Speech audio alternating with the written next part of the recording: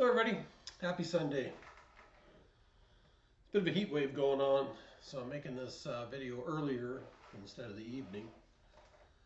So I still don't have air conditioning in my shed, but promised it was going to happen this year, but I just don't know if it's going to happen or not. Anyways, fortunate we have refreshments. Today's video brought to you by Lucky Beer. This is the beer of choice for Vancouver Island loggers.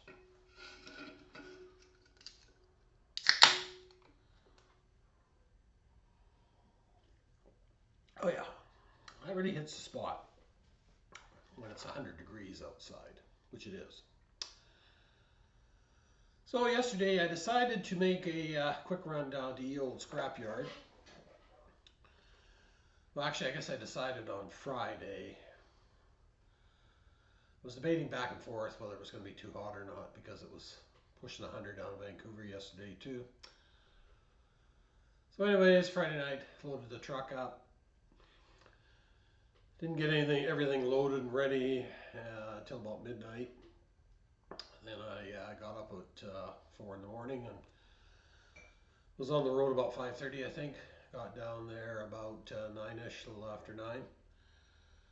I didn't bother doing any video of the trip back and forth because, I've done a few videos of it. The scenery stays much the same. The only difference this time is the Fraser River was a bit higher.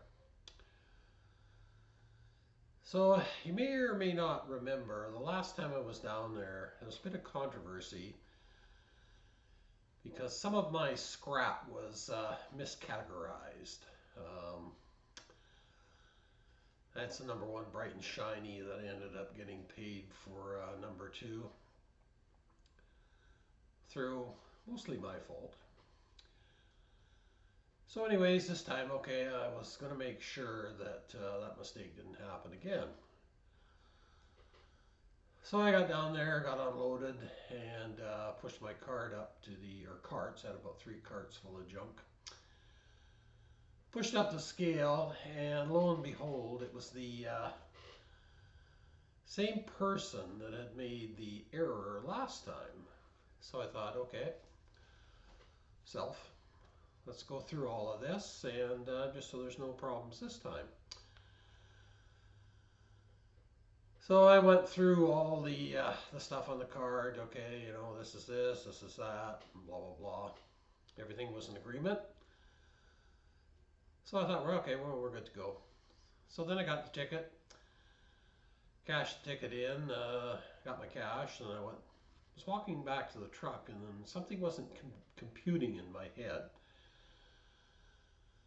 Because basically I weigh all my buckets and everything, so I have a rough idea where I'm going to be at. You don't know exactly because the prices are different every time you go down there.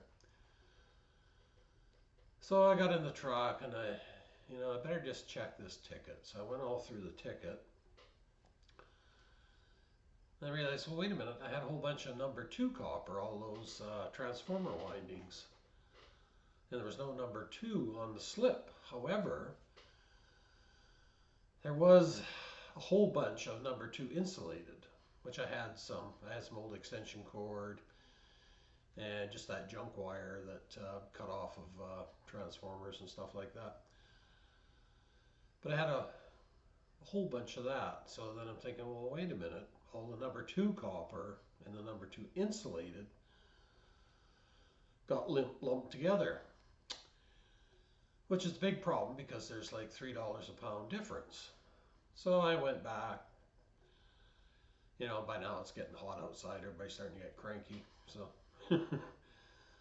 I went back to the scale there, and I had the ticket, and I said, hey, I think there's a problem here.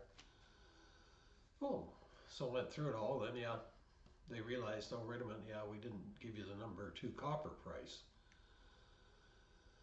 So unfortunately, the person that made the mistake was not the person that had to fix it. There was no, the other problem was there was no management on site on Saturday. So there was one guy who was kind of the lead hand, so he had to come over and fix the problem. So he was already busy, and he wasn't very happy about fixing somebody else's mistake, which I suppose is natural. So then he looked at my ticket and said, "Hey, wait a minute, did you cash this in?" And I said, "Yeah, well, I cashed it in. It wasn't until I got back that I realized there was a problem." So that kind of set him off because, oh, what am I supposed to do when you've already cashed it in? I don't know what you're going to do. What I'm going to do. I said, well, I think you're going to fix it probably. So anyways, that was, he was starting to get more and more angry. So I just said, hey, I'm sorry, I cashed it in, yes, but you guys made the mistake, not me. So he was on the radio and he was calling everybody and he was back and forth. It took literally half an hour to sort it out, back and forth, and he was punching stuff in like crazy. So finally he came back with the solution that I thought would have been the natural solution. He said, hey, just give me all the money back. We'll void this ticket and then we'll make a new one. So gave him all the money back, punched in a new ticket, and gave it to me. And I said, okay, well, let's, because I didn't realize that it was such a big deal if you cash it in and then complain about it. I guess it kind of makes sense, but typically, too, there'd be somebody at the office that could probably correct it. But anyways, so he gave me a new ticket. So we went through it again. Okay, yeah, blah, blah, blah. Looks right. Cashed it in. But as I'm going back to my truck, I'm thinking in my head, if I hadn't have pre-weighed everything and known roughly what I had, I'd have been out like $600, if you can believe that. So, I mean, next time I go down there, I don't know when that's going to be a while probably, but anyways, I'm definitely going to check the ticket before I cash it in, and then I'm going to make my own little sheet of exactly what I've got, and then check it against the items on the ticket just to make sure it's all covered. So that's twice that I've had a problem down there, and it's twice that it's been the same person. So, if I'm batting 100% with them, I kind of wonder what's going on over the course of the day and a week there. Just saying. So anyways, after all that kerfuffle, I mean, at the end of it all, I told them, I said, you guys fixed the problem. That's what I asked. But I mean, like I say, for a while there it was getting a little hot, which was able to de-escalate the situation. But I mean, like I say again, it wasn't my fault. I didn't punch the numbers in wrong. So anyways, it was not too bad. I didn't have quite as much stuff as, like I say, the stuff's a little hard to get right now. So kind of dipped into some stuff I've had laying around here just to make it worthwhile. But so these are the prices right now that your average person, such as myself, would get down there in Vancouver. So aluminum cast clean, 57 cents a pound. That's pretty good. That's about same price as from last time. Aluminum radiator. I had an old air conditioner, a Walmart air conditioner I took apart. 52 cents for that. Old sheet. I had some more of those aluminum shrouds off of light fixtures. 63 cents a pound for that. That's up a little bit, I think, from last time. And actually, that same air conditioner had aluminum copper radiator in it, and that's $2.04 a pound, which is actually pretty good, I think. Wish I could get some of those big AC condensers.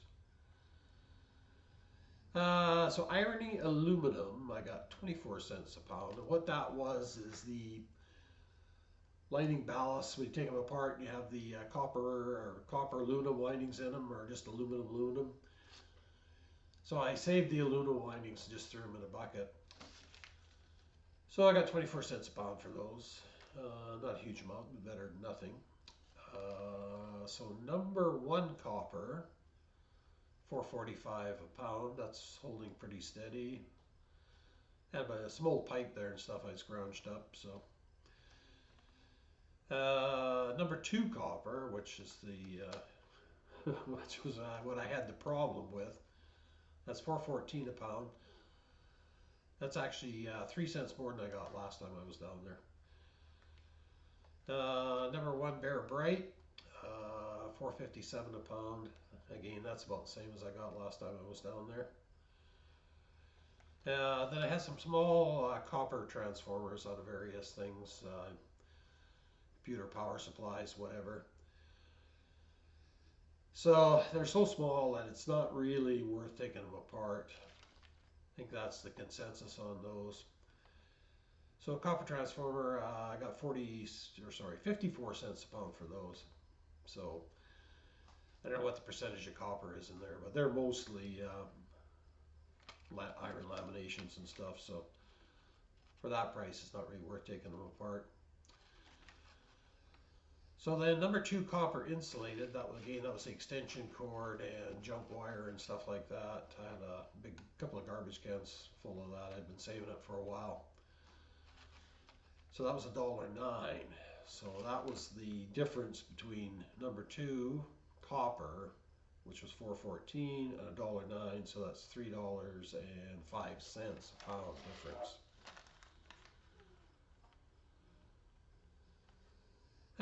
Fluorescent ballast, yeah, light fixture ballast. I got 21 cents a pound for those. Actually, that's not bad at that price, because even the one for like a 2-lamp fluorescent weighs about 5 pounds, so that's $1.